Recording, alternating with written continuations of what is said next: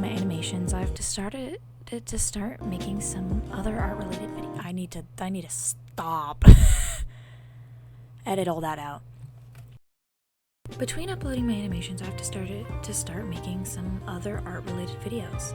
As you may have guessed from the title, I'm taking my own spin on the Wings of Fire Hybrid Challenge. It was started years ago by Dragon Sheep Studios, and I've always wanted to try something like this.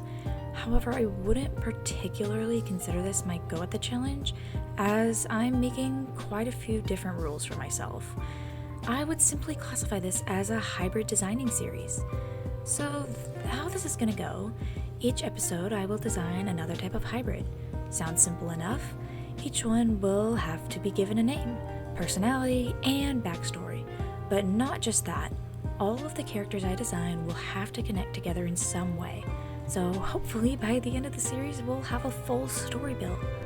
What I will be keeping is using a spinner to decide which hybrids to create. Except for this first episode, I just chose the tribes myself. Since this is the first episode, the format of these videos might change by the next. We'll see what works.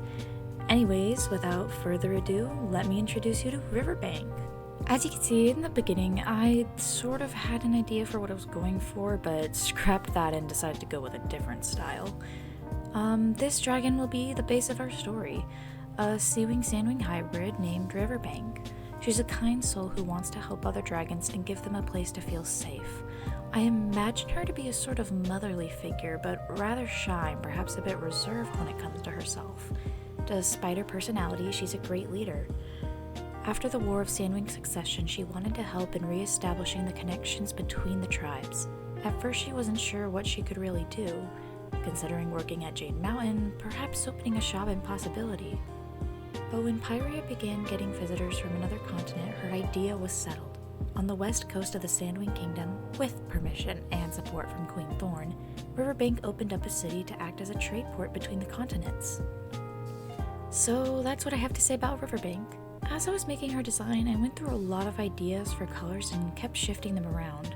Sand-sea hybrids make me think of beaches, so that's automatically where the design started to go, though I did add some splotchy patterns that were intended to give the vibes of river stones. Whether they do or don't, I think overall this turned out pretty well for the first design. You can see that by the end her colors did get a bit more muted than original, but I think it's still fine. Some last things to add. I think the story we're building here will take place a few years after the port has been opened, which, yes, would be after the third arc. It's a bustling and thriving city that draws all kinds of visitors. I'm excited to design the next chapter of our story, but for now, I need help. I've had a few ideas of what to call this city, perhaps crossover, as it's kind of like a bridge connecting the continents.